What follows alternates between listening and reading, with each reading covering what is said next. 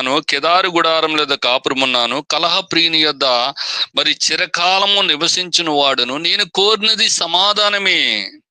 అయినను మాట నా నోట వచ్చిన తోడని వారు యుద్ధమునకు సిద్ధమగుదురు. అంటే మరి మనం కోరుకుంటాం సమాధానము సమాధానం. ఈ ప్రపంచం అంతా కోరుతుంది సమాధానము సమాధానం సమాధానం అంటూ పరిగెడుతుంది. కానీ ఏమొస్తుంది? యుద్ధమే వస్తుంది. ఎందుకంటే మనకు ఆ మాటలో ఏమి లేదు, స్వచ్ఛత అనేది లేదు. మనకు మాటలో యథార్థత అనేది లేదు. మన హృదయంలో యథార్థత అనేది లేదు.